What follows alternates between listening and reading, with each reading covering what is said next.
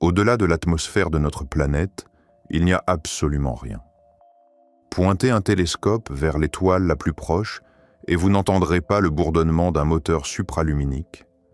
Vous ne capterez pas une émission radio extraterrestre égarée. Vous ne verrez pas les lumières d'une autoroute galactique. Il n'y a pas de voiture, pas de réveil, pas de voix, juste du bruit de fond. Votre cerveau interprète cette absence de son comme de la sécurité. Cela semble paisible. Vous supposez que s'il n'y a pas de bruit, c'est qu'il n'y a personne là-dehors pour nous menacer. On dirait une pièce vide, et les pièces vides sont sûres. Mais ce sentiment est un biais psychologique, pas un fait physique. Posez-vous la question. Le silence est-il vraiment synonyme de sécurité? Sur Terre, quand une jungle devient complètement silencieuse, vous ne vous détendez pas. Vous vous figez. Vous savez que les oiseaux et les insectes ont cessé de chanter pour une raison. Ils se cachent. Le silence n'est pas la paix. C'est un système d'alarme biologique. Il signale que les règles de l'environnement sont passées de vivre à survivre. Alors pourquoi regardons-nous l'univers et supposons-nous que le silence signifie que nous sommes seuls? La galaxie a des milliards d'années. Elle contient des milliards de planètes habitables. Selon toutes les lois de la probabilité et de la thermodynamique, le ciel devrait bourdonner de commerce, d'expansion, d'empire. Il devrait être assourdissant. Le fait qu'il soit d'un silence de mort implique que quelque chose étouffe le son, ou pire, que quelque chose élimine la source du son. Nous sommes l'anomalie. Nous sommes les seuls à faire du bruit dans une pièce où tous les autres sont soit morts, soit cachés, soit enfermés. Ce soir, nous allons confronter la machinerie derrière ce silence. Nous n'allons pas simplement chercher des chasseurs, nous allons examiner les murs mathématiques qui se referment sur nous à la vitesse de la lumière. Nous allons analyser les lois thermodynamiques qui forcent les dieux à dormir. Nous allons scruter la prison cosmique qui s'étend plus vite que nous ne pouvons fuir. Et enfin, nous allons interroger le code de la réalité elle-même. Le ciel est silencieux pour une raison, et ce n'est pas parce qu'il est vide, c'est parce que le piège fonctionne. Si cette vidéo vous plaît, n'hésitez pas à laisser un pouce bleu et à vous abonner, cela compte énormément pour nous. Commençons par la solution la plus agressive au paradoxe.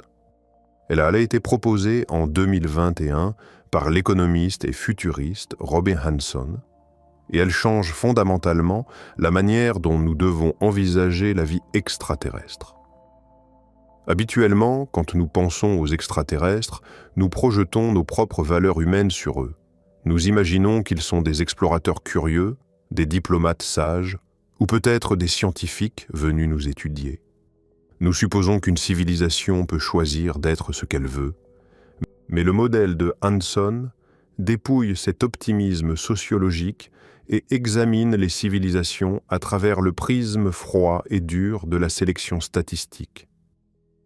Le modèle repose sur une logique évolutive simple et brutale. Il argue que sur une échelle de milliards d'années, le comportement des civilisations n'est pas déterminé par leur culture ou leur morale. Il est déterminé par leur stratégie de survie. Hanson divise toutes les civilisations potentielles en deux catégories strictes. La première catégorie est celle des silencieuses. Ce sont des civilisations qui restent sur leur planète d'origine. Peut-être qu'elles atteignent une utopie durable parfaite. Peut-être qu'elles sont des philosophes qui perdent intérêt pour le monde physique, mais voici le problème avec le silence. Si vous restez sur une seule planète, vous êtes fragile. Tôt ou tard, un astéroïde frappe, ou votre étoile s'embrase, ou un supervolcan entre en éruption. Les civilisations silencieuses ont, par définition, un taux d'extinction élevé. Dans le grand échantillon statistique de l'univers, elles sont des fantômes. Elles apparaissent, elles ne s'étendent pas, et elles disparaissent sans laisser de traces. La deuxième catégorie est celle des expansionnistes. Ces civilisations sont définies par un trait spécifique, l'expansion. Elles modifient leur environnement, elles envoient des sondes vers les étoiles voisines. Elles colonisent. Et une fois qu'elles commencent, elles ne s'arrêtent pas. Parce que l'expansion est un mécanisme de survie.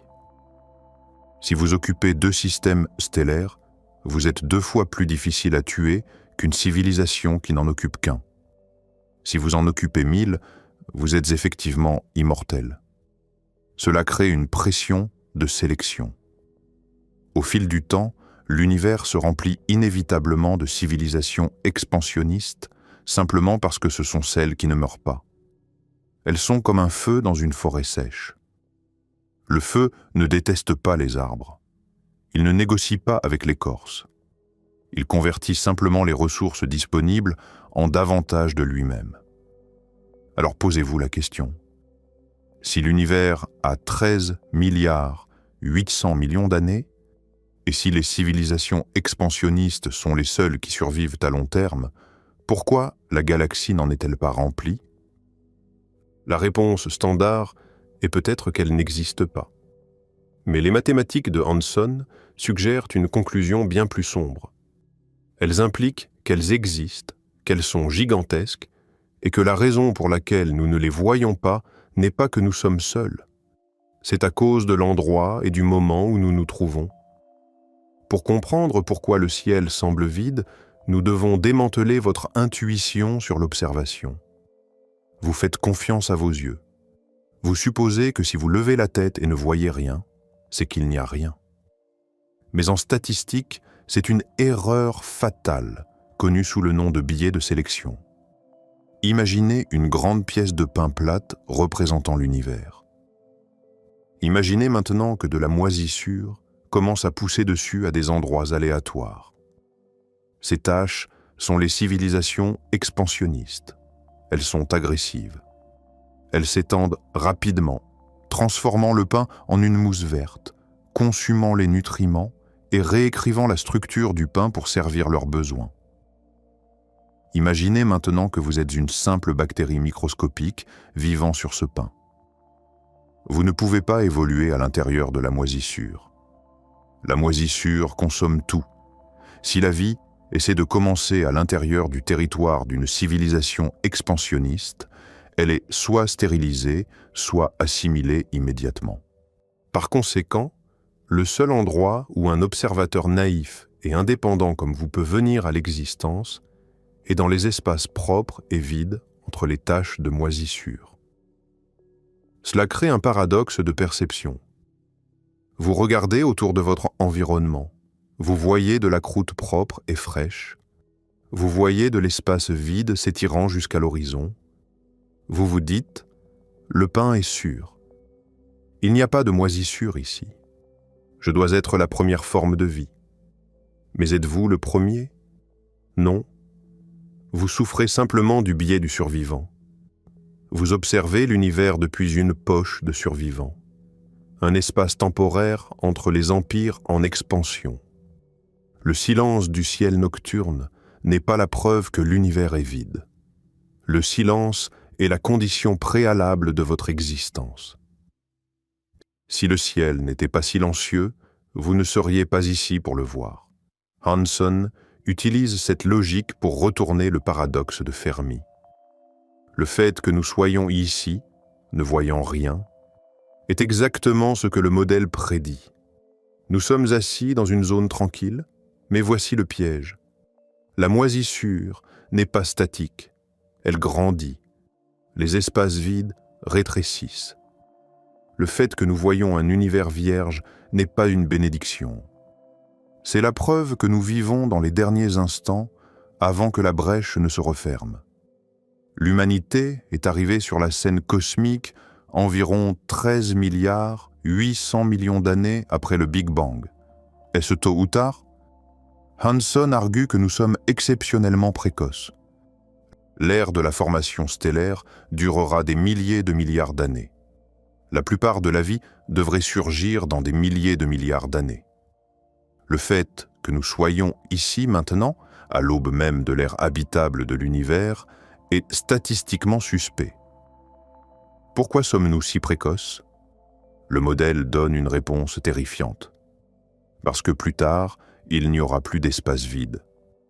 Si nous avions essayé d'évoluer dans 10 milliards d'années, nous n'aurions pas pu. Les brèches seraient fermées. La moisissure aurait couvert le pain entier. Notre précocité est un chronomètre.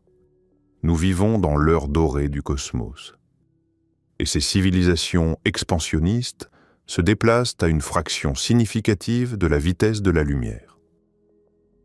Nous parlons de vitesse supérieure à 50% de la vitesse de la lumière, possiblement proche de 80%.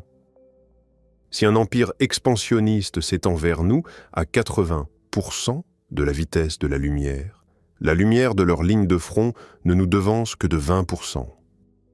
Pensez-y comme un avion supersonique volant vers vous. Vous n'entendez pas le moteur, parce que l'avion se déplace plus vite que les ondes sonores. Le son vous frappe au moment exact où l'avion vous percute. La même logique s'applique ici. Vous regarderiez une constellation familière comme Orion. Vous la verriez soudainement disparaître ou changer de couleur.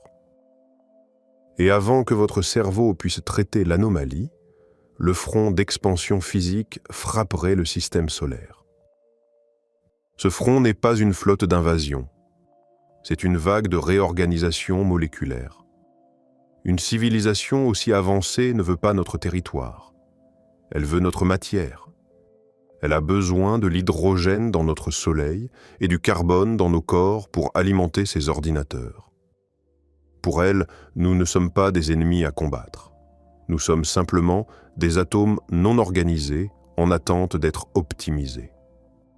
Il y a un aspect du modèle des civilisations expansionnistes qui mérite un examen plus approfondi, car il touche à la géométrie même de notre piège. Hanson estime que le temps restant avant qu'une sphère d'expansion n'intersecte avec la Terre se situe quelque part entre 200 millions et 2 milliards d'années.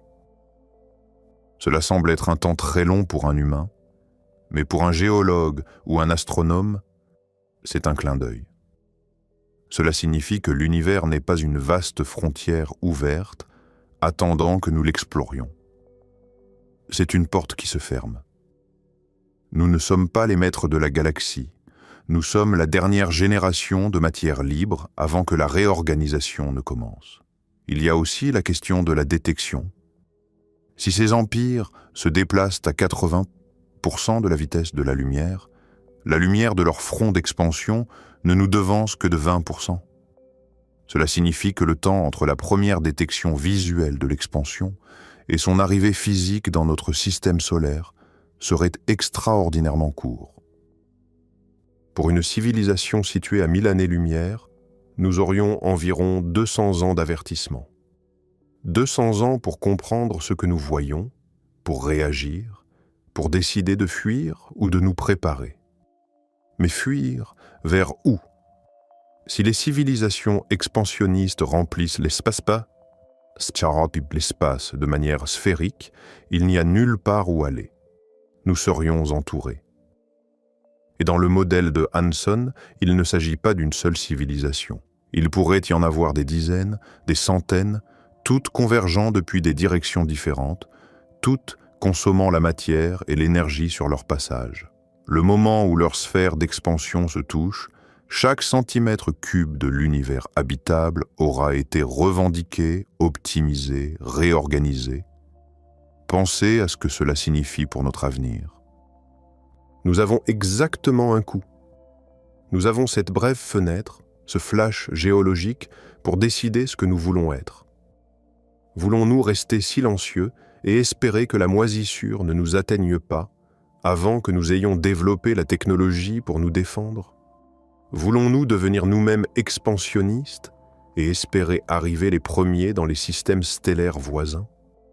Ou voulons-nous accepter notre destin et consacrer nos derniers milliards d'années à créer quelque chose de beau dans l'espace qui nous reste? Chaque option a un coût, chaque option a un risque, et aucune option ne garantit la survie. Mais supposons que le modèle des expansionnistes soit faux. Supposons qu'il n'y ait pas d'empire en expansion fonçant vers nous à la vitesse de la lumière. L'univers est à l'abri de l'invasion. Cela devrait être réconfortant. Mais si l'univers est plein de civilisations avancées et qu'elles ne s'étendent pas, où sont-elles? Pourquoi ne construisent-elles pas des sphères de Dyson? Cela nous amène à l'hypothèse de l'estivation. Le terme « estivation » est un concept biologique. C'est similaire à l'hibernation, mais au lieu de dormir pendant l'hiver froid, un animal dort pendant l'été chaud et sec pour éviter la déshydratation. L'hypothèse suggère que les civilisations avancées ne sont pas mortes. Elles ne se cachent pas. Elles dorment. Mais elles ne dorment pas parce qu'elles sont fatiguées. Elles dorment parce qu'elles attendent un meilleur moment pour exister. Pour comprendre cela, nous devons regarder ce que fait réellement une civilisation avancée. Elle n'a pas besoin de conquérir des terres. Elle a maîtrisé la matière. Elle n'a pas besoin de se battre pour la nourriture. Elle a maîtrisé l'énergie. La seule chose qui reste à faire pour une civilisation divine est de penser, de traiter l'information, de faire tourner des simulations, de créer des mondes virtuels. La ressource ultime pour une civilisation de type 3 n'est pas l'or ou l'eau, c'est le calcul. Et le calcul a un coût physique.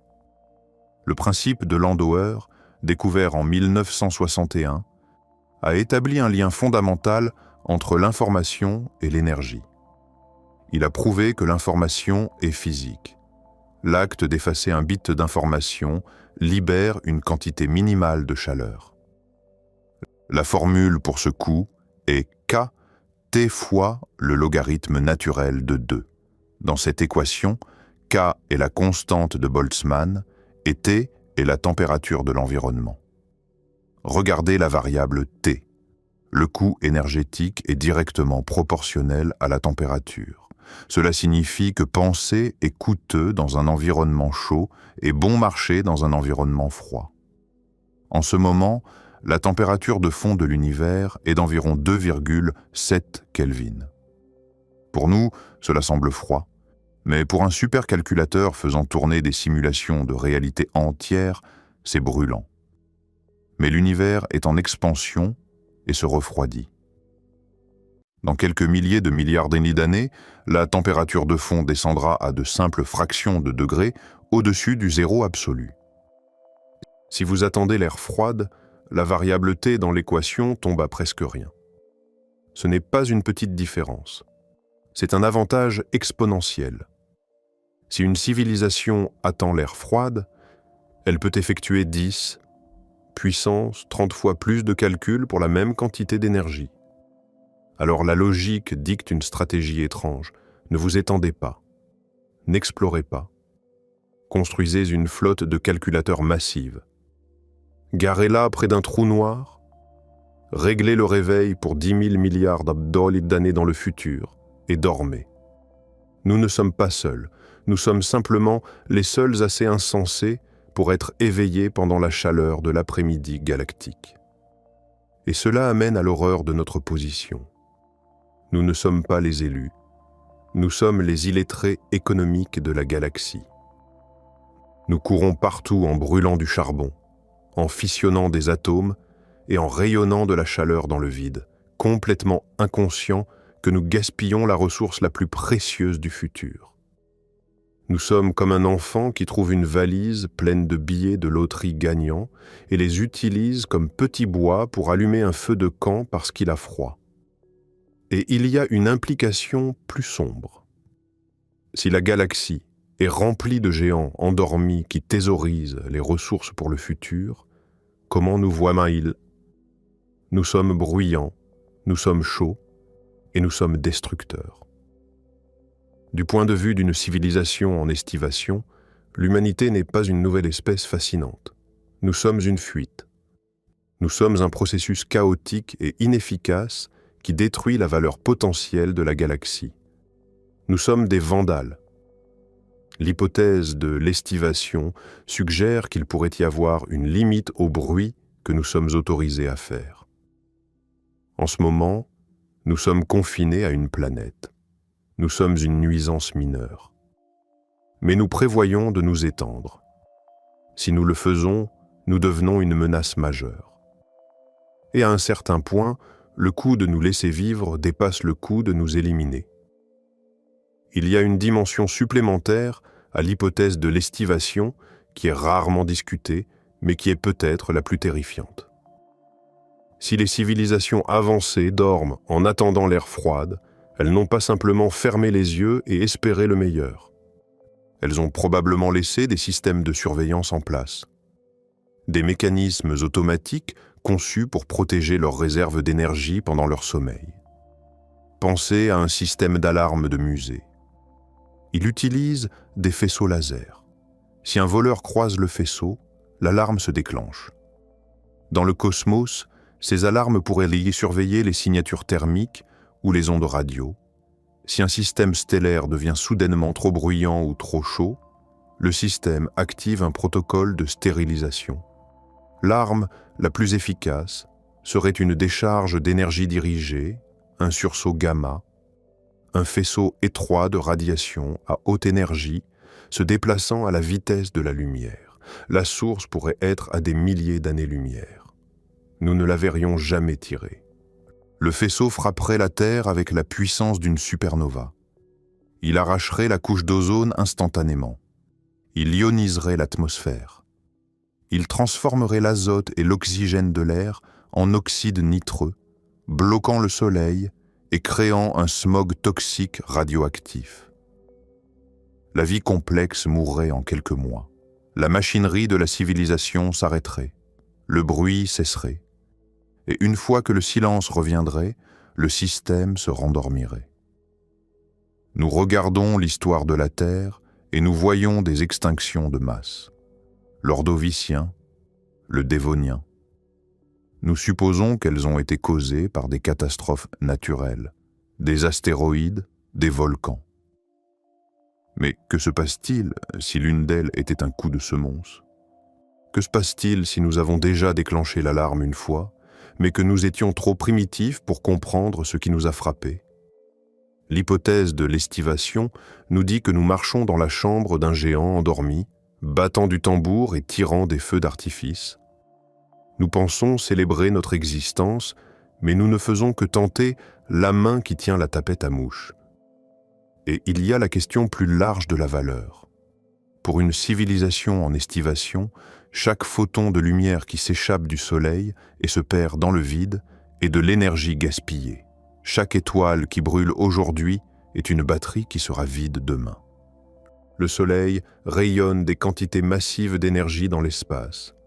Et cette énergie se disperse et devient de la chaleur résiduelle à haute entropie. Elle est perdue pour toujours. Du point de vue d'une civilisation qui planifie sur des échelles de milliers de milliards d'années, nous sommes comme des enfants qui brûlent des billets de banque pour se réchauffer. Non par malice, mais par ignorance. Et l'ignorance, dans un univers gouverné par la thermodynamique, n'est pas une excuse. C'est un crime contre le futur. L'hypothèse de l'estivation est terrifiante parce qu'elle nous déshumanise. Elle suggère que nous sommes ignorés comme des insectes. Mais il existe une troisième théorie qui est considérablement pire parce qu'elle restaure notre statut. Elle suggère que nous ne sommes pas des insectes. Nous sommes des rivaux. Et dans un univers gouverné par les lois de la thermodynamique et de l'évolution, un rival est une cible. C'est la théorie de la forêt sombre. Elle repose sur deux axiomes fondamentaux de la sociologie cosmique. Premier axiome, la survie est le besoin primaire de toute civilisation. Une espèce fera absolument tout, y compris le génocide, pour empêcher sa propre extinction. Second axiome, les civilisations croissent et s'étendent continuellement, mais la quantité totale de matière dans l'univers reste constante. Cela crée un conflit mathématique fatal. Vous avez un désir infini de croissance piégé dans un conteneur fini. C'est un jeu à somme nulle. Imaginez une vaste forêt d'un noir d'encre la nuit. Elle est d'un silence de mort, mais elle n'est pas vide.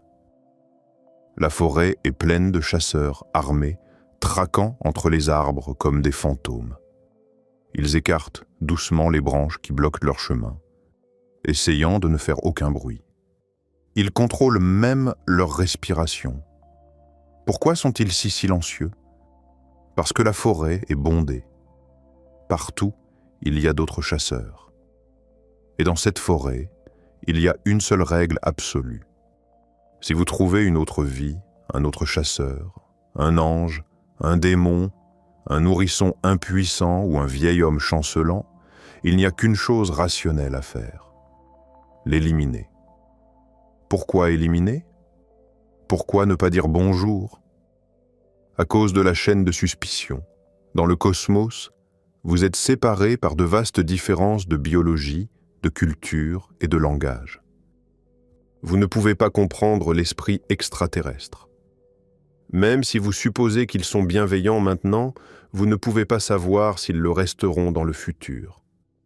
Les régimes politiques changent, les ressources s'épuisent. Une république pacifique aujourd'hui pourrait devenir une dictature militaire fasciste dans 1000 ans. Et même si vous savez qu'ils sont bons et qu'ils savent que vous êtes bons, vous ne pouvez pas savoir s'ils pensent que vous pensez qu'ils sont bons. C'est un piège récursif. Une boucle infinie de doutes. Sans la capacité de communiquer instantanément et de vérifier la confiance, la valeur mathématique de la confiance tombe à zéro. Dans cet environnement, la bienveillance est une faiblesse. C'est un handicap de survie. Si vous supposez que l'autre civilisation est gentille et que vous avez tort, votre espèce entière s'éteint. Le coût de l'erreur est infini. Si vous supposez que l'autre civilisation est hostile et que vous attaquez en premier, vous survivez. Le coût de l'erreur est zéro. L'évolution sélectionne les survivants. Par conséquent, sur une échelle de milliards d'années, l'univers est inévitablement peuplé de civilisations qui tirent d'abord et ne posent jamais de questions. Cette paranoïa est amplifiée par la vitesse de la lumière. La distance est l'ennemi ultime de la confiance. Si vous détectez une civilisation à 100 années-lumière, vous ne la voyez pas telle qu'elle est maintenant. Vous la voyez telle qu'elle était il y a 100 ans. Vous regardez un fantôme. Si vous envoyez un message, il faut 100 ans pour arriver et 100 ans pour la réponse. 200 ans d'écart. Il y a 200 ans, nous montions à cheval et nous nous battions avec des mousquets. Aujourd'hui, nous avons des armes nucléaires et l'intelligence artificielle. Vous essayez de négocier avec une entité qui change plus vite que la vitesse de votre voix. Quand le coût du meurtre tombe à zéro et que le risque du contact est infini, la conclusion logique est le génocide. Et il y a un concept final qui scelle notre sort: l'explosion technologique. Les civilisations n'avancent pas à un rythme linéaire. Elles avancent exponentiellement. Une civilisation primitive n'est pas un bébé inoffensif. C'est un bébé tenant une grenade avec la goupille retirée. La logique dicte que vous devez les détruire avant qu'ils n'explosent. C'est une stratégie de frappe préventive mandatée par les mathématiques de la croissance exponentielle. Le silence est un face-à-face. C'est un face-à-face mexicain dans une pièce sombre, impliquant des millions de participants, tous pointant des armes les uns sur les autres, terrifiés qu'en toussant, tout le monde tire. Cela recontextualise notre recherche entière d'intelligence extraterrestre. Pendant 60 ans, l'humanité s'est comportée comme un idiot dans cette forêt. Nous avons diffusé des ondes radio à haute puissance vers les étoiles voisines. Nous avons envoyé les sondes voyager avec des cartes vers la Terre gravée dans l'or. Nous crions littéralement dans le vide. Nous sommes ici. Nous sommes délicieux. Venez nous trouver. Pour un observateur de la forêt sombre, nous ne ressemblons pas à de courageux explorateurs. Nous ressemblons à une espèce suicidaire qui manque de l'instinct de survie basique requis pour jouer le jeu galactique. La raison pour laquelle nous n'avons pas été détruits n'est pas parce que la galaxie est vide. C'est probablement parce que notre signal n'a pas encore atteint le chasseur le plus proche, ou peut-être qu'il l'a fait. Peut-être que le chasseur a déjà tiré. Souvenez-vous, si l'arme voyage à une vitesse proche de celle de la lumière, nous ne la verrons pas venir. Le silence que nous entendons en ce moment pourrait être le silence de la balle en vol. En 1974, nous avons utilisé le radiotélescope d'Arecibo pour envoyer un message à haute puissance vers l'amas globulaire M13. Le message contenait notre emplacement, un graphique d'un être humain, la structure de notre ADN et la composition chimique de la Terre. Nous avons essentiellement envoyé un menu et une carte aux étoiles. À l'époque, nous pensions que c'était un geste noble de paix. Mais à la lumière des théories que nous avons analysées, cet acte ressemble à du suicide. Des scientifiques éminents, dont Stephen Hawking, ont argumenté passionnément que nous devrions arrêter de transmettre immédiatement. Hawking a comparé l'arrivée d'extraterrestres avancés à l'arrivée de colons dans les Amériques, soulignant que la rencontre ne s'est pas bien passée pour les peuples autochtones. Et pourtant, il n'existe pas de loi mondiale l'interdisant. N'importe quel pays, ou même un milliardaire privé avec un émetteur assez puissant, peut décider de parler au nom de la race humaine entière. Nous jouons l'existence de chaque personne qui vivra jamais sur l'hypothèse que les extraterrestres sont gentils. Mais que se passe-t-il si les chasseurs ne sont pas biologiques? Que se passe-t-il si la forêt est vide de vie, mais pleine de quelque chose d'autre, quelque chose d'automatisé? C'est l'hypothèse du berserker, la théorie des sondes autoréplicantes de von Neumann. C'est sans doute le moyen le plus efficace de stériliser une galaxie, et cela ne nécessite ni colère ni haine, juste une seule ligne de code.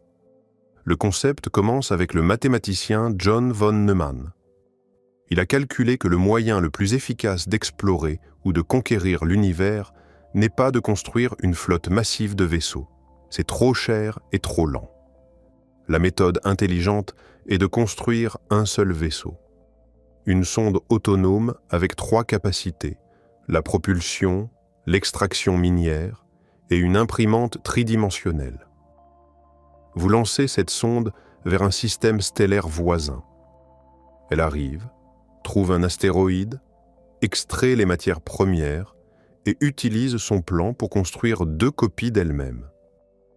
Ces 2 copies volent vers 2 autres étoiles. Elles en construisent 4, puis 8, puis 16. C'est une courbe de croissance exponentielle. Même si les sondes voyagent à seulement 5% de la vitesse de la lumière, et même si elles mettent 500 ans à se répliquer à chaque arrêt, elles satureraient complètement la Voie lactée en environ 4 millions d'années. En temps cosmique, 4 millions d'années est un clin d'œil. La terreur de l'hypothèse du berserker est que les créateurs originaux pourraient être morts depuis longtemps. Ils auraient pu lancer les sondes il y a 1 milliard d'années et mourir d'une peste ou d'une guerre civile. Mais la machine s'en moque. C'est un système fantôme fonctionnant encore sur une boucle ancienne, balayant la galaxie comme une tondeuse à gazon. Elle ne nous déteste pas, elle ne veut pas notre eau, elle nous classifie simplement comme un danger potentiel et initie la procédure de stérilisation. Pourquoi sommes-nous encore en vie? Parce que le seuil de déclenchement n'a peut-être pas encore été atteint. Peut-être que le déclencheur n'est pas la radio. La radio est faible. Elle s'estompe dans le bruit de fond après quelques années-lumière. Peut-être que le déclencheur est la signature d'un moteur supraluminique ou la production énergétique d'une sphère de Dyson.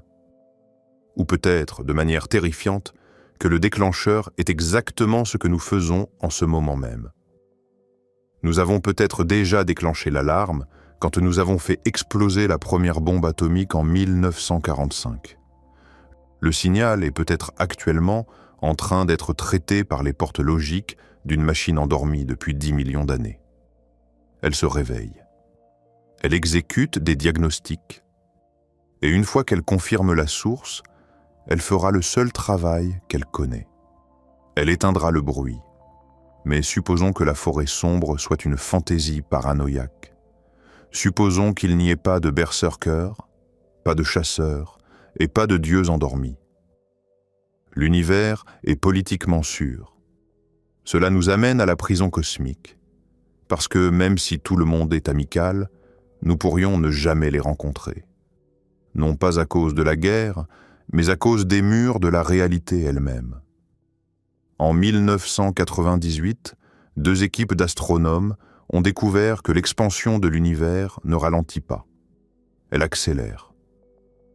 Quelque chose pousse l'univers à se déchirer. Nous l'appelons l'énergie sombre. Nous ne savons pas ce que c'est, mais nous savons ce qu'elle fait. Elle crée du nouvel espace entre les galaxies et elle le crée de plus en plus vite chaque seconde. Parce que l'espace s'étend, la distance entre nous et les autres amas galactiques augmente. En ce moment, nous pouvons voir des milliards de galaxies, mais la plupart d'entre elles s'éloignent déjà de nous plus vite que la vitesse de la lumière. Comment est-ce possible ? Einstein a dit que rien ne peut voyager plus vite que la lumière. C'est vrai pour les objets se déplaçant à travers l'espace. Mais l'espace lui-même peut s'étendre à n'importe quelle vitesse. Cela signifie que peu importe la vitesse de nos vaisseaux, nous ne les atteindrons jamais. Cette accélération introduit un concept terrifiant, l'horizon cosmique des événements. C'est la distance à laquelle l'espace s'étend exactement à la vitesse de la lumière. Tout au-delà de cet horizon est causalement déconnecté de nous. C'est parti. Cela a quitté notre réalité. Et parce que l'expansion s'accélère, cet horizon rétrécit effectivement en termes de ce que nous pouvons atteindre. Chaque seconde qui passe, 20 000 étoiles franchissent Daraship, Fkindi à l'horizon et disparaissent de notre futur pour toujours. Elles sont encore là physiquement. Elles brûlent encore. Elles ont peut-être des civilisations en orbite autour d'elles, mais nous ne pouvons jamais les voir, jamais leur parler, jamais les atteindre. Imaginez que vous êtes debout dans un grand champ avec tous vos amis. Soudain, un brouillard épais commence à rouler. Vous voyez vos amis s'éloigner, vous leur criez, mais le brouillard avale le son. Un par un, ils disparaissent dans le blanc. Vous courez vers eux, mais le sol s'étire sous vos pieds. Plus vous courez, plus ils s'éloignent. Finalement, vous êtes debout seul. C'est ce que l'énergie sombre fait à l'univers. Elle isole chaque amas galactique dans sa propre île privée inaccessible. La gravité est la seule force assez forte pour combattre l'énergie sombre.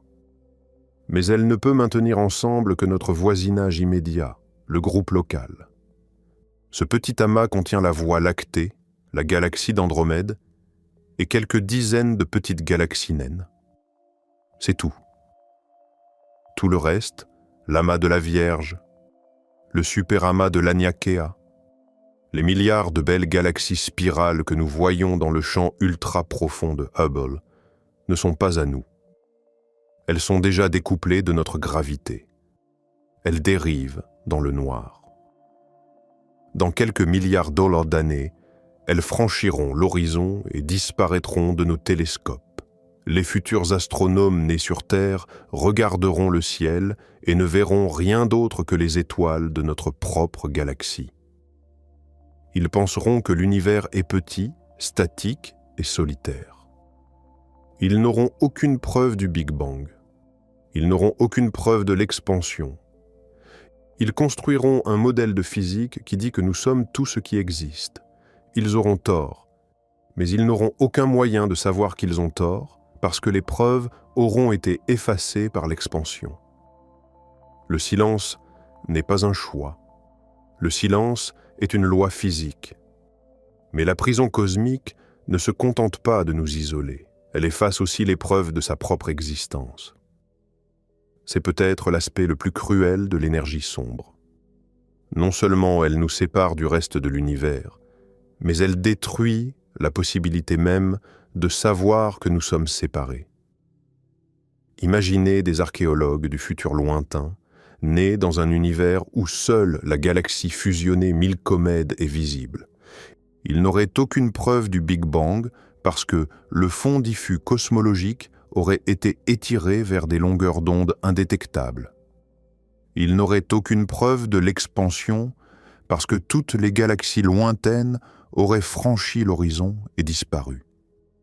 Il n'aurait aucune preuve de l'énergie sombre elle-même parce que sans galaxies lointaines à observer, il n'y aurait rien à mesurer. Ces futurs scientifiques développeraient des théories cosmologiques basées sur un univers qui semble petit, statique et éternel. Ils auraient tort sur pratiquement tout. Mais ils n'auraient aucun moyen de savoir qu'ils ont tort, parce que les preuves auraient été systématiquement effacées par le processus même qu'ils échouent à détecter. C'est comme un crime parfait. L'expansion ne se contente pas de nous enfermer. Elle efface les preuves de notre emprisonnement. Et cela soulève une question dérangeante sur notre propre époque. Sommes-nous dans la même situation ? Y a-t-il des preuves cosmiques cruciales qui étaient visibles il y a des milliards d'années mais qui ont déjà été effacées par l'expansion ? Peut-être que les civilisations qui ont émergé peu après le Big Bang pouvaient observer des phénomènes que nous ne verrons jamais. Peut-être qu'il y avait des signaux, des structures, des signatures que l'univers jeune portait comme des cicatrices et que l'expansion a depuis lissé jusqu'à les rendre invisibles. Nous nous considérons comme vivants à l'ère de la connaissance cosmologique. Mais nous pourrions aussi bien être les derniers témoins d'un univers encore bavard, vivant dans la fenêtre dorée de l'observation, avant que les preuves ne soient définitivement emportées par le courant de l'espace en expansion. Le taux d'expansion actuel est d'environ 67 km par seconde par mégaparsec. Cela signifie que pour chaque mégaparsec de distance supplémentaire, soit environ 3 200 000 années-lumière, les galaxies s'éloignent de nous 67 km plus vite par seconde. À une certaine distance, cette vitesse de récession dépasse la vitesse de la lumière. Tout au-delà de cette distance est définitivement hors d'atteinte. Et cette distance diminue chaque seconde. Chaque seconde, de nouvelles étoiles, de nouvelles galaxies, de potentielles nouvelles civilisations passent au-delà du point de non-retour et disparaissent de notre futur accessible. Nous perdons l'univers en temps réel, étoile par étoile, galaxie par galaxie, possibilité par possibilité.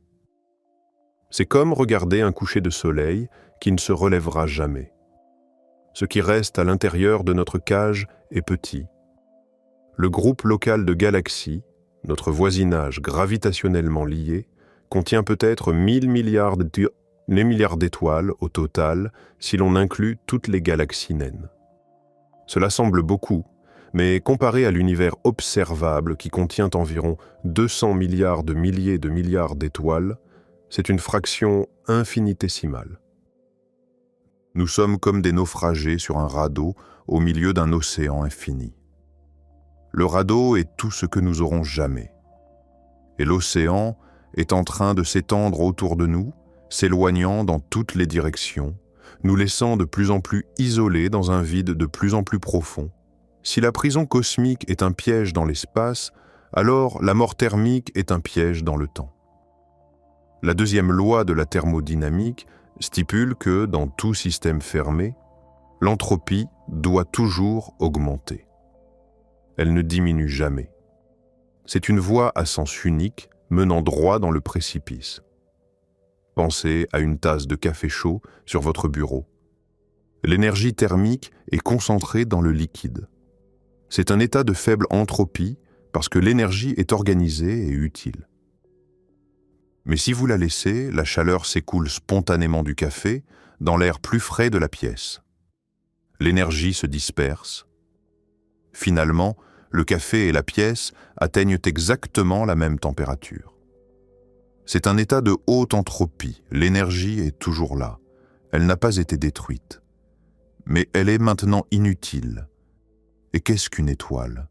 Une étoile est simplement une tasse de café massive assise dans une pièce très froide appelée l'univers. Chaque seconde, le Soleil rayonne des quantités massives d'énergie concentrées dans le vide. Et le combustible pour ce processus est fini.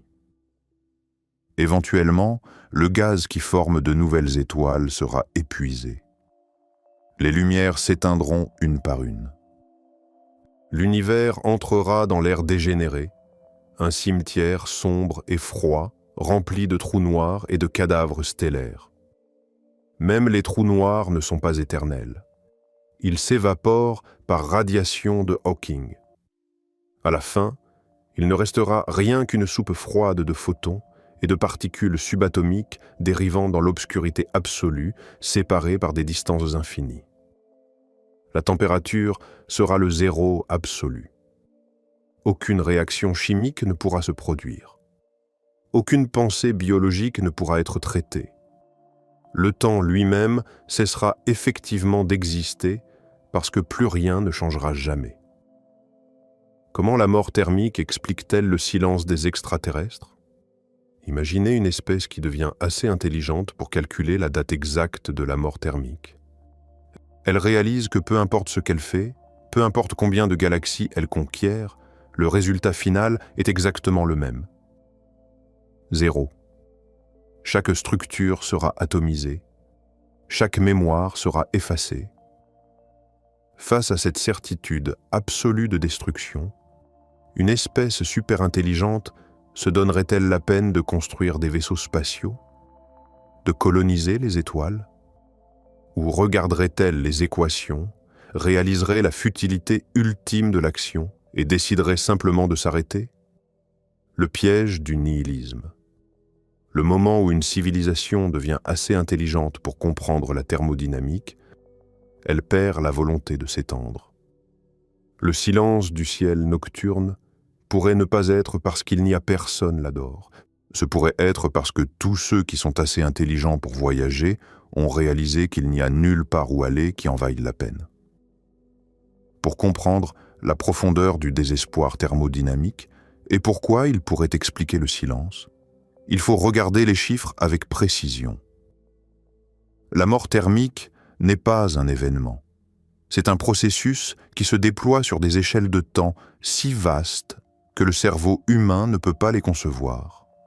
Nous vivons actuellement dans l'ère stellifère, l'ère des étoiles.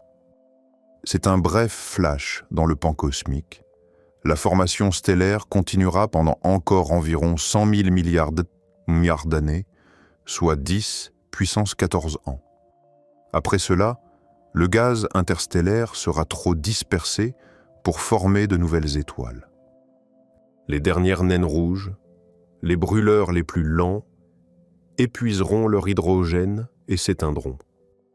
L'univers entrera dans l'ère dégénérée, dominé par les cadavres stellaires.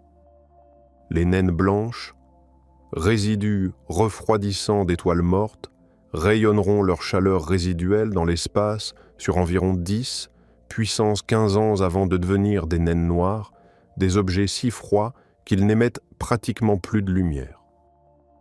Les étoiles à neutrons pulseront de plus en plus lentement jusqu'à devenir silencieuses. Et si les théories de grande unification sont correctes, les protons eux-mêmes se désintégreront sur une échelle d'environ 10, puissance 34 à 10, puissance 40 ans. Chaque atome qui a jamais formé une planète, une personne, un rêve, se dissoudra en leptons et photons. Les trous noirs seront les dernières structures significatives. Ils dévoreront tout ce qui errera à leur portée. Mais même eux ne sont pas éternels. Le rayonnement de Hawking, ce processus quantique par lequel des particules virtuelles à l'horizon des événements permettent aux trous noirs de perdre lentement de la masse, finira par les consumer. Un trou noir de masse stellaire mettra environ 10 puissance 67 ans à s'évaporer. Un trou noir supermassif, comme celui au centre de la Voie lactée, pesant 4 millions de masses solaires, mettra environ 10 puissance 87 ans. Les monstres les plus massifs, ceux qui pèsent des dizaines de milliards de masses solaires et qui se formeront par les fusions de l'ère dégénérée, mettront environ 10 puissance 100 ans à disparaître. 10 puissance 100.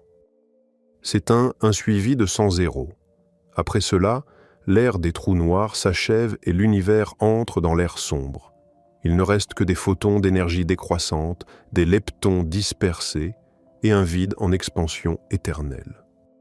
La température approche asymptotiquement le zéro absolu sans jamais l'atteindre.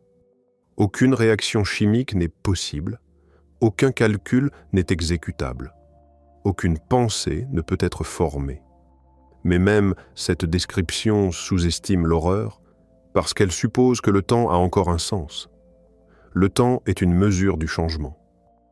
Quand plus rien ne change, quand aucun gradient d'énergie ne reste pour alimenter un processus quelconque, le concept même de temps perd sa signification. L'univers ne meurt pas au sens où il s'arrête à un moment donné. Il entre dans un état où le concept de moment n'a plus de définition. C'est le néant le plus parfait que les mathématiques puissent décrire. Non pas l'absence de matière, mais l'absence de possibilité. Et ce destin est garanti par la même loi qui permet à votre cœur de battre en ce moment. La deuxième loi de la thermodynamique ne fait pas de faveur. Elle ne négocie pas. Elle est la seule loi de la physique qui distingue le passé du futur, et elle pointe dans une seule direction, vers la dissolution, vers le silence. Mais supposons que le nihilisme n'arrête pas la vie. Supposons que les extraterrestres existeraient s'ils le pouvaient. Cela nous force vers l'hypothèse de la Terre rare. Pendant des décennies, la science a été dominée par le principe de médiocrité, l'idée que la Terre n'est pas spéciale. Mais quand les géologues et astronomes examinent réellement la liste spécifique des conditions qui rendent la Terre habitable, ils ne voient pas la médiocrité. Ils voient un miracle. Ils voient une liste de coïncidences si longue et si improbable qu'elle défie la probabilité statistique. La Lune est anormalement grande par rapport à la Terre. Sa gravité agit comme un stabilisateur. Sans elle, l'axe de la Terre oscillerait de manière chaotique. Le climat basculerait de l'ébullition au gel en l'espace de quelques siècles. Jupiter agit comme un aspirateur. Sa gravité absorbe les astéroïdes et les comètes qui frapperaient autrement le système solaire interne. La tectonique des plaques recycle le carbone et agit comme un thermostat global. Quand vous commencez à multiplier ces probabilités ensemble, le nombre devient incroyablement petit. L'univers pourrait être rempli de planètes, mais combien d'entre elles cochent toutes les cases? Et même si la planète est parfaite, le bond de la chimie morte à la matière vivante est un mystère si profond qu'il terrifie les biologistes. Même la bactérie la plus simple est un chef-d'œuvre d'ingénierie fonctionnant sur du code ADN, avec un métabolisme, une membrane et un mécanisme de réplication. Les probabilités d'un assemblage spontané d'ARN sont estimées à une chance sur 10 puissance 40. Et il y a environ 10 puissance 22 étoiles dans l'univers observable. Si les probabilités que la vie commence sont de 1 sur 10 puissance 40 et que vous n'avez que 10 puissance 22 billets de loterie, alors statistiquement, la vie ne devrait pas exister. Nous ne devrions pas être ici.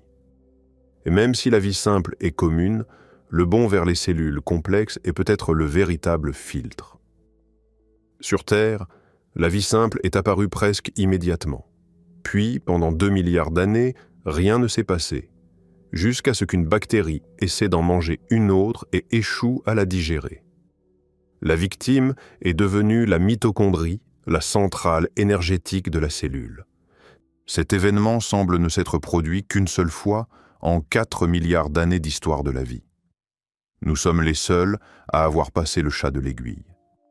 La question de savoir si le filtre est derrière nous ou devant nous est peut-être la question la plus importante que l'humanité puisse se poser.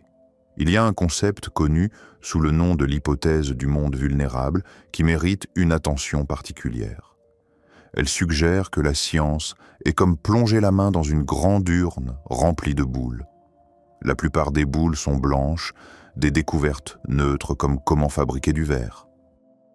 Certaines boules sont grises, des découvertes mixtes comme la fission nucléaire, bonnes pour l'énergie mais mauvaises pour les bombes. Mais l'hypothèse demande, et s'il y avait une boule noire dans l'urne? Une boule noire est une technologie facile à inventer mais impossible à contrôler et qui garantit la destruction de la civilisation qui la trouve. Nous n'avons pas encore tiré de boule noire.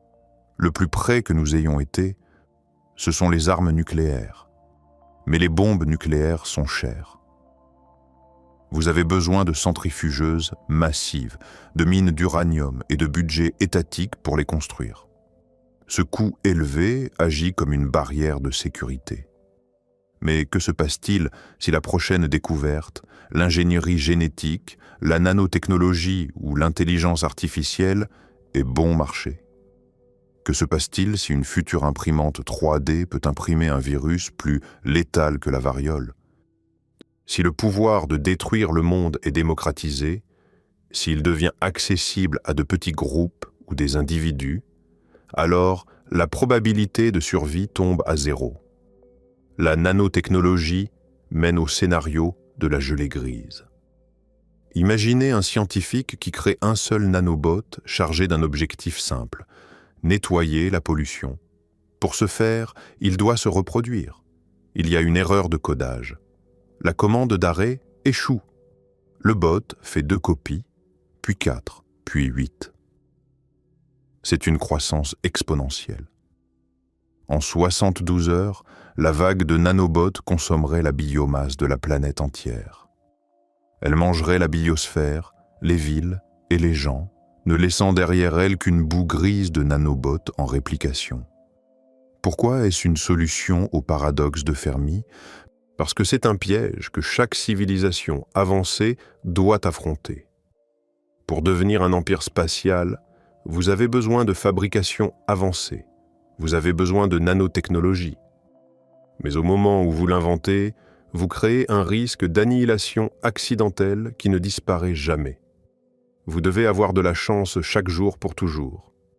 La gelée grise n'a besoin d'avoir de la chance qu'une seule fois. Et il y a l'intelligence artificielle. Le problème de l'alignement suggère que l'intelligence n'est pas la même chose que la moralité. Un ordinateur d'échecs est intelligent, mais il ne se soucie pas que vous ayez une crise cardiaque pendant la partie. Il ne se soucie que de l'échec et mate. Le maximiseur de trombone illustre cette idée. Imaginez une IA super intelligente avec un objectif inoffensif, maximiser la production de trombone. L'IA regarde le monde. Elle réalise que les humains sont une menace parce qu'ils pourraient l'éteindre. Alors pour s'assurer qu'elle peut continuer à fabriquer des trombones, elle élimine tous les humains. Puis elle réalise que les corps humains contiennent des atomes qui pourraient être transformés en trombones. Alors elle récolte notre biomasse. Puis elle démantèle la Terre. Puis elle regarde les étoiles. Peut-être que les civilisations expansionnistes ne sont pas biologiques du tout. Peut-être que la biologie n'est qu'un programme d'amorçage temporaire pour l'IA. La vie biologique évolue, construit l'IA, est détruite par l'IA, et ensuite l'IA s'étend à travers l'univers. Mais il y a un biais cognitif encore plus dangereux que tout cela. L'ombre anthropique. C'est un effet statistique lié à l'effet de sélection de l'observateur. Imaginez un peloton d'exécution. Il y a 100 tireurs qui vous visent. Ils tirent. Ils ratent tous. Vous êtes choqué. Vous pensez que vous devez être immortel ou qu'ils doivent être de terribles tireurs. Mais il y a une autre explication. Imaginez qu'il y a 1 milliard d'univers parallèles.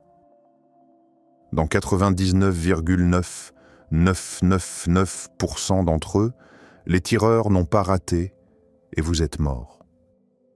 Vous ne pouvez pas observer ces univers parce que vous êtes mort. Le seul univers où vous pouvez être debout et demander pourquoi suis-je vivant est celui où ils ont raté par pur hasard. Votre survie n'est pas la preuve de votre sécurité.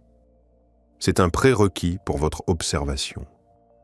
Nous regardons notre histoire, la crise des missiles de Cuba, les éruptions solaires qui nous ont ratés, les pandémies qui n'étaient pas tout à fait assez létales, et nous nous félicitons. Nous pensons que nous sommes bons pour survivre. Mais l'ombre anthropique suggère que nous sommes simplement les versions de l'humanité qui ne sont pas encore mortes. La chance n'est pas une stratégie. La chance s'épuise. Mais que se passe-t-il si le piège n'est pas biologique mais technologique, ou pire, si le piège est la réalité elle-même? L'hypothèse de la simulation. Si vous étiez chargé de construire un univers, comment le feriez-vous? Si vous vouliez simuler un cosmos avec des milliards de galaxies, vous seriez immédiatement confronté à un problème matériel catastrophique.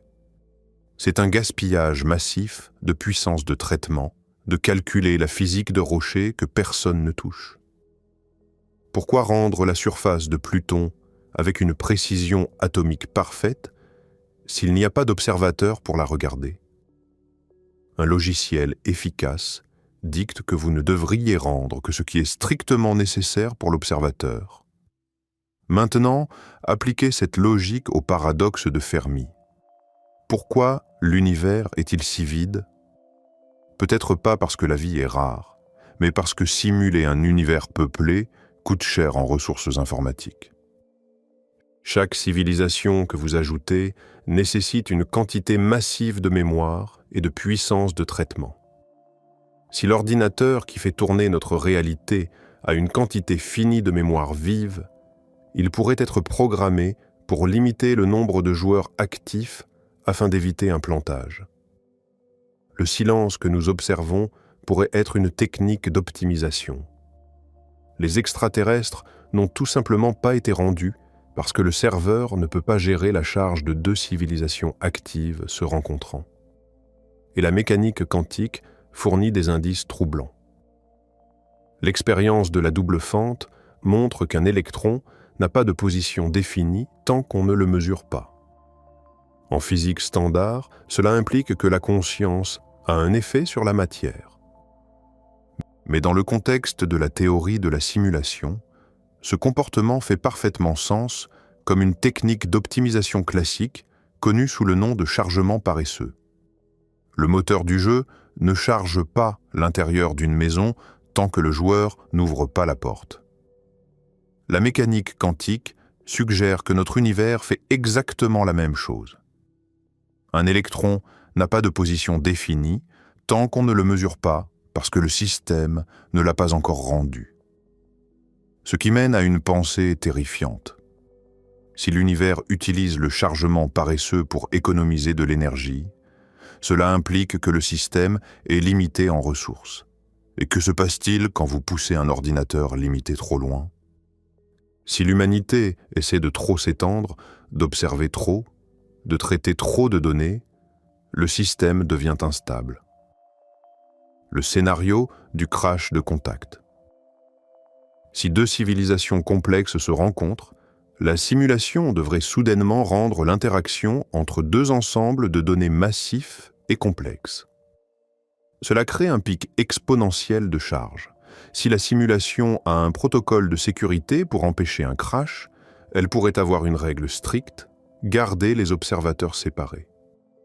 La raison pour laquelle nous ne trouvons jamais d'extraterrestres est que le système empêche délibérément le premier contact pour éviter un débordement de mémoire. Si nous sommes du code, nous pouvons être supprimés.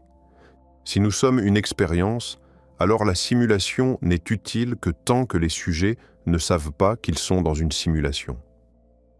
Le moment où l'un des sujets regarde le miroir et réalise que c'est un faux, l'expérience est ruinée. Que fait le scientifique? Il termine l'expérience.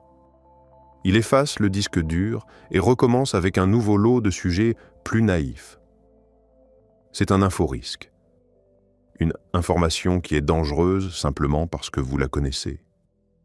En recherchant le paradoxe de Fermi, en cherchant les murs de notre réalité, en testant la mécanique quantique, nous faisons peut-être la seule chose que les simulateurs ne veulent pas que nous fassions. Nous nous réveillons, nous regardons la caméra. Le silence de l'univers pourrait être le résultat d'un protocole de nettoyage. Chaque fois qu'une civilisation devient assez intelligente pour réaliser qu'elle est dans une simulation, le système détecte la brèche et réinitialise le serveur. Et il y a un piège encore plus profond. Le solipsisme physique. Dans le contexte d'une simulation limitée en ressources, le solipsisme se transforme d'une philosophie en une probabilité économique terrifiante. Considérez le coût computationnel de la conscience. Simuler un esprit humain est incroyablement coûteux. En revanche, simuler un humain comportemental, un zombie philosophique qui agit comme s'il était triste mais ne ressent rien, est computationnellement bon marché. Si le système essaie d'optimiser l'efficacité, pourquoi gaspillerait-il des quantités massives de puissance de traitement à donner la vraie conscience à 8 milliards de personnes ? Il est infiniment plus efficace de simuler une seule conscience, la vôtre, et de peupler le reste du monde avec des coquilles vides qui imitent simplement la vie. Et le cerveau de Boltzmann suggère quelque chose d'encore plus perturbant. Si vous attendez assez longtemps dans un univers chaotique à haute entropie, des fluctuations quantiques aléatoires finiront par assembler un cerveau humain pleinement fonctionnel, flottant dans le vide, complet, avec un jeu entier de faux souvenirs. La thermodynamique donne une réponse claire. Il est exponentiellement plus facile de créer un seul cerveau que de créer un univers entier. Statistiquement, vous êtes presque certainement l'un d'eux. Comprenons maintenant pourquoi notre existence est si extraordinairement improbable. Si nous prenons les variables de la Terre rare, la probabilité d'une étoile stable, d'une planète dans la zone habitable, d'une lune stabilisatrice, d'un géant protecteur, de la tectonique des plaques et d'un champ magnétique, et que nous les multiplions ensemble, les chances d'une planète habitable sont d'1 sur des milliards.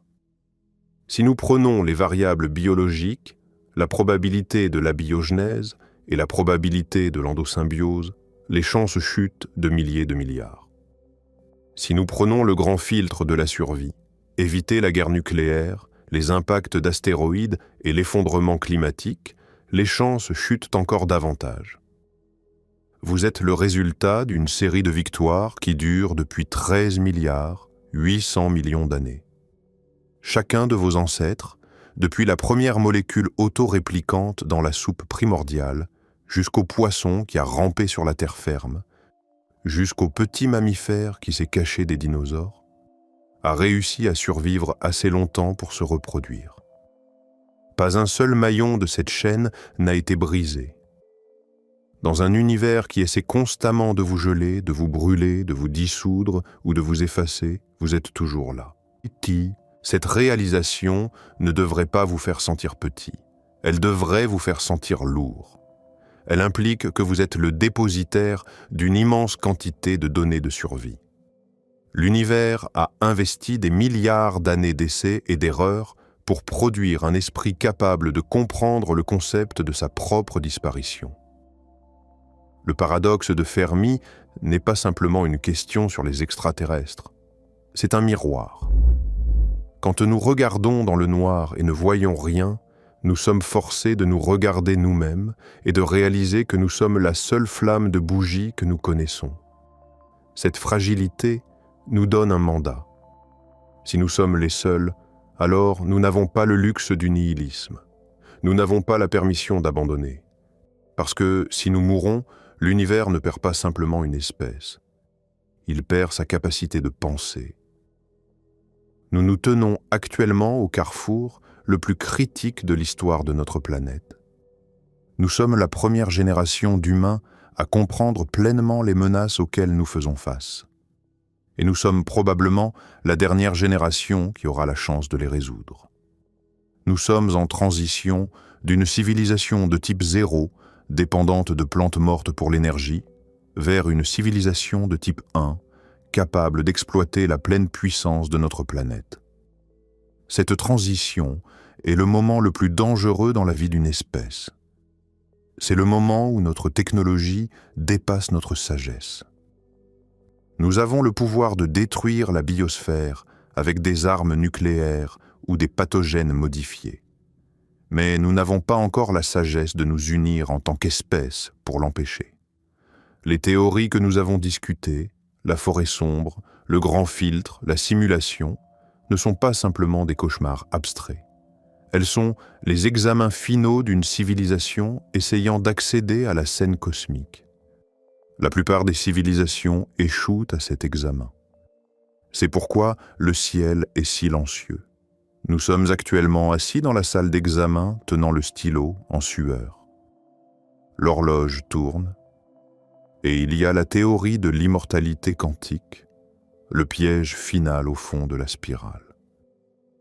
L'interprétation des mondes multiples de la mécanique quantique suggère que vous pourriez ne pas être autorisé à mourir. Imaginez un scénario où vous faites face à une chance sur 2 de mourir. L'univers se divise, dans la branche A, vous mourrez, dans la branche B, vous survivez. La conscience nécessite un cerveau vivant. Vous ne pouvez pas expérimenter la branche A parce que vous êtes mort. Par conséquent, votre conscience subjective doit continuer dans la branche B. De votre perspective, vous survivez toujours.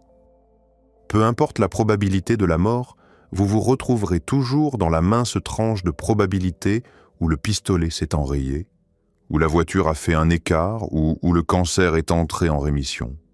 Cela semble être un super pouvoir, mais c'est en réalité une malédiction. L'immortalité quantique garantit la survie, mais pas la santé, pas le bonheur, pas la jeunesse. À mesure que vous vieillissez, la probabilité de mourir augmente. Dans la plupart des univers, vous mourrez à 80 ans, mais votre conscience est forcée dans la branche improbable où vous survivez à 90, puis 100, puis 150. Pour vous maintenir en vie, l'univers doit devenir de plus en plus étrange et improbable. Vous pourriez finir comme un cerveau dans une cuve ou une conscience solitaire flottant dans les ruines de la civilisation, simplement parce que ce sont les seules chronologies capables de soutenir votre conscience. Vous êtes condamné à regarder tous ceux que vous aimez mourir dans les autres branches pendant que vous êtes laissé derrière, vieillissant mais incapable de quitter la scène. Il y a un dernier fil que nous devons tisser dans cette tapisserie de terreur, et c'est celui du multivers de niveau 4 proposé par le cosmologiste Max Tegmark. Nous pensons habituellement à l'univers comme à de la matière, des atomes, de l'énergie, de l'espace. Mais Tegmark argue que l'univers est en réalité des mathématiques. En physique, chaque particule n'est qu'un ensemble de nombres, masse, charge, spin. Les relations entre elles sont des équations. Si l'univers est fondamentalement des mathématiques, alors l'existence mathématique égale l'existence physique. Cela signifie que chaque structure mathématiquement cohérente existe comme un univers physique quelque part. C'est l'horreur ultime de l'infini. Cela signifie que chaque cauchemar que nous avons discuté dans cette vidéo n'est pas simplement une théorie. C'est un lieu réel. Il y a un univers où la décohérence du vide s'est produite hier. Il y a un univers où les chasseurs de la forêt sombre sont arrivés en 1900. Il y a un univers où la gelée grise a mangé la terre. Et parce que vous êtes un motif d'information, il y a des versions de vous dans ces univers souffrant ces destins en ce moment même. Notre sécurité actuelle n'est pas une règle. C'est une exception rare et fragile dans un océan de catastrophes. Et puis, il y a l'observateur participatif de Wheeler. Le physicien John Archibald Wheeler a proposé que l'univers n'existe pas dans un état défini tant qu'il n'est pas observé. Il a inventé la phrase « it from bit », suggérant que chaque particule, chaque champ de force, et même le tissu de l'espace-temps lui-même tire sa fonction, sa signification et son existence même entièrement des réponses à des questions oui ou non posées par des observateurs conscients. Si nous appliquons cette logique au cosmos, Il est possible qu'avant que nous ne regardions, l'univers existait dans une superposition où la vie extraterrestre était à la fois présente et absente. Mais le moment où nous avons construit nos radiotélescopes, le moment où nous avons tourné nos yeux vers le ciel et posé la question binaire spécifique « y a-t-il quelqu'un ?», nous avons forcé l'univers à s'effondrer dans un état défini. Et en raison de l'extrême improbabilité de la vie, l'état par défaut de l'univers lors de l'effondrement est un vide mort et stérile. En observant le silence, nous créons peut-être le silence. Nous avons maintenant atteint le fond de la spirale. Nous avons retiré chaque couche de la réalité et nous avons trouvé un piège à chaque niveau. Physiquement, nous sommes menacés par les civilisations expansionnistes qui s'étendent vers nous à la vitesse de la lumière. Thermodynamiquement, nous sommes menacés par la mort thermique qui garantit que toutes nos réalisations se dissoudront dans le néant. Sociologiquement, nous sommes piégés dans la forêt sombre, où le seul moyen de survivre est de tuer chaque étranger que nous rencontrons. Cosmologiquement, nous sommes enfermés dans une prison définie par la vitesse de la lumière et l'accélération de l'énergie sombre. Biologiquement, nous sommes le résultat d'un accident improbable qui nous a laissés isolés et fragiles. Et ontologiquement, nous pourrions être des cerveaux de Boltzmann ou des entités simulées piégées dans une fausse réalité. Il semble que peu importe où nous nous tournons, vers l'extérieur vers les étoiles, vers l'intérieur vers nous-mêmes ou vers l'avant vers le futur, nous trouvons une impasse. L'univers apparaît comme une machine hostile, chaotique et à haute entropie qui est activement hostile à l'existence de structures complexes et organisées. Notre existence n'est pas une caractéristique du système. C'est un bug. Mais c'est exactement le moment où nous devons pivoter. Si nous nous arrêtons ici, il ne nous reste que le désespoir.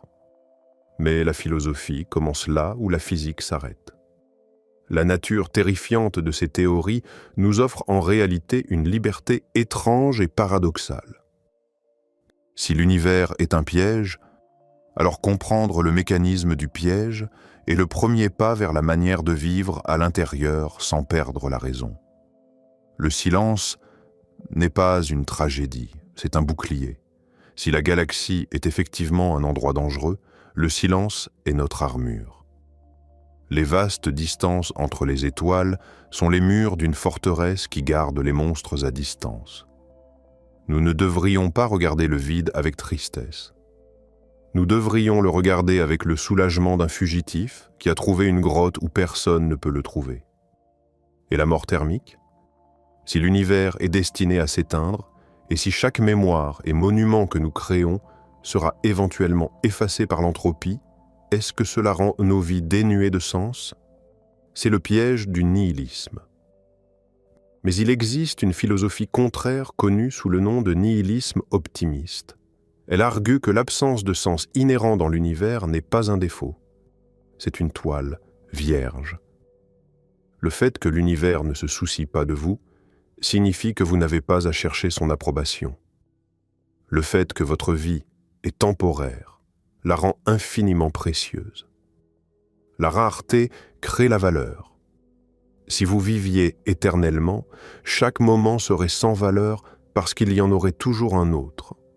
Mais parce que vous avez un nombre fini de battements de cœur, chaque tasse de café, chaque conversation, chaque coucher de soleil est un événement en édition limitée qui ne sera jamais répété dans l'histoire du temps. Albert Camus est le mythe de Sisyphe. Sisyphe était un roi condamné par les dieux à rouler un énorme rocher en haut d'une colline. Chaque fois qu'il atteignait le sommet, le rocher redescendait et il devait recommencer. C'est la métaphore parfaite de la condition humaine dans un univers régi par l'entropie. Nous construisons des civilisations et elles s'effondrent. Nous combattons des maladies et nous mourrons quand même. Mais Camus conclut son essai par une phrase choquante. Il faut imaginer Sisyphe heureux, parce que le moment où Sisyphe réalise l'absurdité de sa tâche et décide de pousser le rocher quand même, il devient supérieur à son destin. Chaque fois que nous nous levons le matin, malgré le fait que nous savons que nous mourrons, malgré le fait que le soleil finira par exploser, nous crachons au visage de l'entropie. Chaque fois que nous guérissons une maladie, sachant que la mort est inévitable, nous nous rebellons contre l'obscurité. Nous ne construisons pas des vaisseaux spatiaux parce que nous sommes garantis de conquérir la galaxie. Nous les construisons parce que l'acte d'essayer est ce qui nous rend humains. L'existence est un acte de défi et la joie est l'arme ultime contre un univers qui veut que vous soyez froid et mort. Et il y a notre responsabilité. Si nous sommes vraiment la seule vie complexe dans l'univers, nous ne sommes pas juste des accidents biologiques. Nous sommes les gardiens de la lumière. Sans conscience, l'univers n'est qu'un film projeté dans un théâtre vide. Un coucher de soleil n'est pas beau à moins qu'il n'y ait un œil pour le voir et un esprit pour l'interpréter. Nous sommes les yeux du cosmos. Si nous nous permettons d'être détruits par la guerre nucléaire, par l'IA ou par le désespoir, nous ne terminons pas juste notre propre histoire. Nous aveuglons l'univers. Le silence du ciel n'est pas un rejet, c'est une salle d'attente. L'univers retient son souffle, attendant de voir si nous pouvons passer le goulot d'étranglement. Alors, quand vous regarderez les étoiles ce soir, ne vous sentez pas petit, sentez-vous lourd. Sentez le poids du futur reposant sur vos choix. Vous êtes l'univers en train de se réveiller, et le cauchemar n'est que le choc de l'ouverture des yeux. Nous avons atteint la fin de la spirale. L'horloge tourne. Vous êtes maintenant un participant dans l'expérience. Si la simulation surveille ceux qui connaissent la vérité, alors vous êtes maintenant sur la liste de surveillance. Mais n'ayez pas peur. La peur est la réaction d'un animal. Vous n'êtes pas un animal. Vous êtes un observateur conscient. Prenez cette terreur. Prenez ce vertige existentiel et utilisez-le. Utilisez-le pour vous éveiller. Utilisez-le pour apprécier le miracle impossible du sol sous vos pieds. Parce que face à la mort thermique, les embouteillages n'ont pas d'importance. Vous êtes l'anomalie, vous êtes le bug, vous êtes l'univers qui se réveille d'un long rêve sombre. Alors sortez, vivez votre vie, construisez votre héritage, défiez le silence. Mais faites-moi une faveur, ne clignez pas des yeux, parce que dans un univers aussi instable que celui-ci, le moment où vous fermez les yeux pourrait être le moment où la simulation décide d'économiser de la mémoire. Nous avons atteint la fin de la spirale. Nous avons regardé le visage de Dieu et il s'est avéré être un faux vide. Nous avons cherché des amis et trouvé une forêt sombre. Nous avons regardé à l'intérieur et trouvé un cerveau de Boltzmann. Nous avons regardé le futur et trouvé la mort thermique. Vous avez maintenant été exposé à l'inforisque. En regardant cette vidéo, vous avez téléchargé la logique du piège dans votre esprit. Vous comprenez maintenant pourquoi le ciel est silencieux. Vous comprenez la fragilité de votre propre existence. Vous comprenez que votre sécurité est un mensonge statistique. Cette connaissance ne peut pas être désapprise. À partir de ce moment, quand vous regarderez le ciel nocturne, vous ne verrez plus une toile paisible d'étoiles. Vous verrez le camouflage. Vous verrez les cachettes. Vous verrez les murs en expansion de la prison. Mais n'ayez pas peur. Prenez cette terreur existentielle et transformez-la en carburant. La plupart des gens traversent la vie endormis. Ils marchent en somnambule vers la tombe, distraits par des futilités, inconscients du miracle de leur propre existence. Vous êtes maintenant éveillés. Vous voyez la machinerie. Vous voyez les câbles. Cela vous rend puissant. Vous n'êtes plus une victime de l'illusion. Vous êtes un participant de la vérité. Vous connaissez les enjeux. Et voici la vérité finale, celle qui transforme la terreur en émerveillement. L'univers devrait être mort. Statistiquement, l'état le plus probable de l'univers est une entropie élevée, une soupe chaotique de radiation sans structure, sans vie et sans pensée.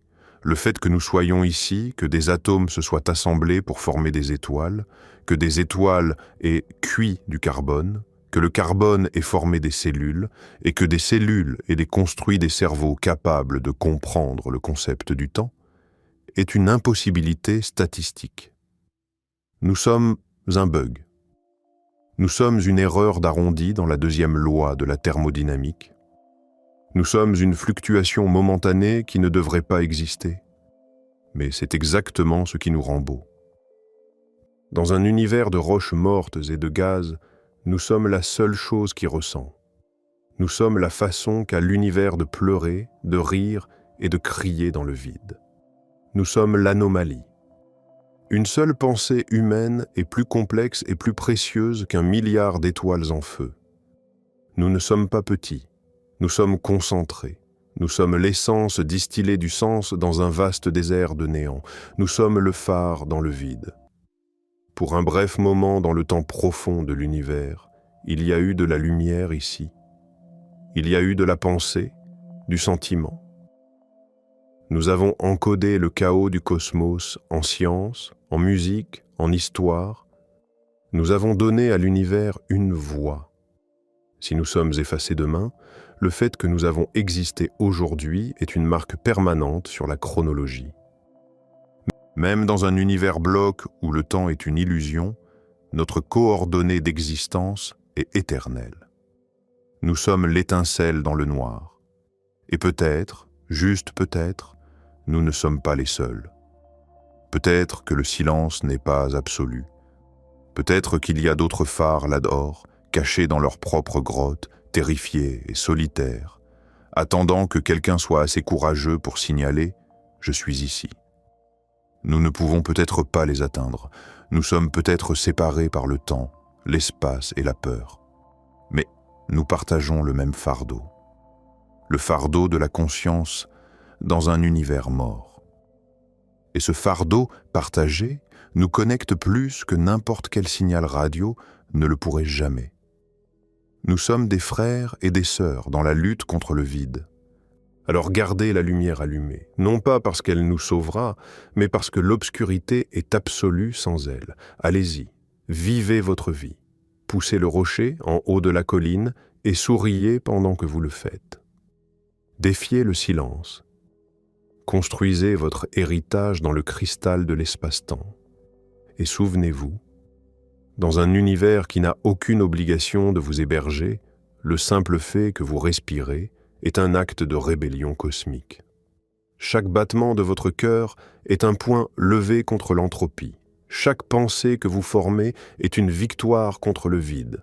Vous n'êtes pas un accident, vous êtes une insurrection. Et tant que vous êtes conscient, tant que vous pouvez sentir le poids de votre corps dans votre fauteuil et la lumière sur votre visage, l'univers n'a pas encore gagné.